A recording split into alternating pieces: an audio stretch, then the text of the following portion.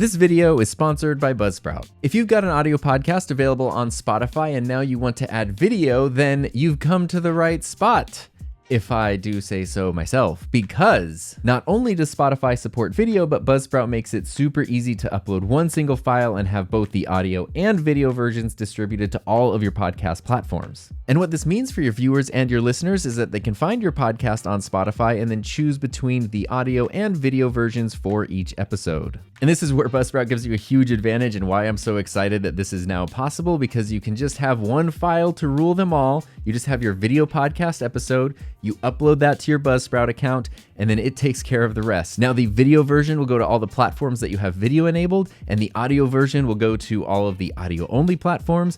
And for places like Spotify and Apple, where you can choose both, it will send both to those. So you just upload one file and everything else is taken care of, which saves so much time in the post-production workflow. So here's how to enable video on Spotify using your Buzzsprout account. So jumping into my Buzzsprout dashboard and going over to directories, we can see that Apple Podcast has audio and video listed, and Spotify has audio and video possible, but currently only audio enabled. So we're going to figure out how to enable video. And of course, there is a detailed help article on Buzzsprout's website as well.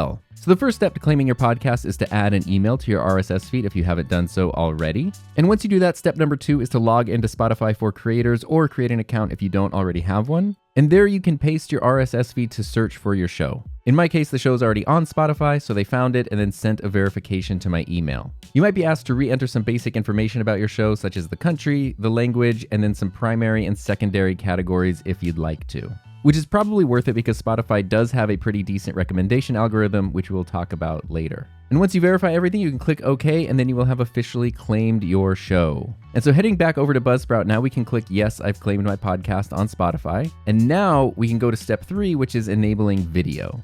All you have to do is click the button and then give it a bit of time. This can take anywhere from just a few minutes to a couple of hours. And once you're done, you should see a message that says Buzzsprout is now publishing your video episodes to Spotify. And so if we look through my episodes, you can see the video icon next to the ones that do have a video component. And so from now on, anytime I add a new episode with video, it's going to automatically publish that video to Spotify. But also any of these existing video episodes will also get pulled over to Spotify. In my case, it took a couple of days before they all transitioned over. And if you have a catalog of audio-only episodes on Spotify already that you want to update with video, you can just go into your Buzzsprout account and replace the file with a video file. And this will still keep the audio going to all of the directories that are audio only, including Spotify for audio, but then it will also send the video to all of your video directories like Spotify and Apple. In my case, it took about a day or two, and then I could see in my Spotify for Creators dashboard that the episodes of my podcast with the video component now showed video being listed in Spotify. Now, anytime you're uploading video to the internet, there's this one website that comes to mind that you might be familiar with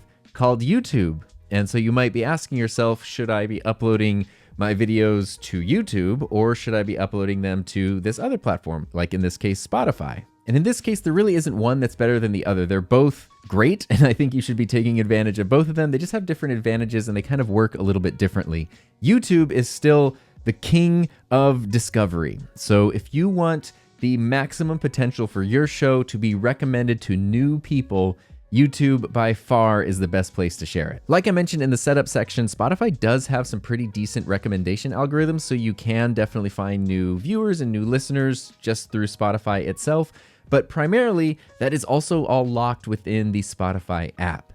YouTube is a little bit different because not only does it recommend stuff on the YouTube platform, but it can also pull in people from all over the internet. You know, being owned by Google does give YouTube kind of the opportunity to branch out and reach people all over the internet versus Spotify, which for the most part is kind of in their own little ecosystem. But I think it's less about choosing which platform is best and more about taking advantage of all the tools that are available to you. If you already have a video podcast episode produced, why not just make that available on as many platforms as possible? And also, Spotify is a little bit unique in that it is one of the only platforms that can kind of compare to YouTube in terms of monetization. But depending on the size and engagement of your audience, Spotify can give YouTube a run for its money when it comes to how much you can earn through ad revenue. But again, I don't think it's about choosing one or the other. It's about utilizing both as best as possible. And if we are comparing the platforms, Spotify and YouTube, another important thing to note, especially for podcasting, is that Spotify does have background listening enabled by default.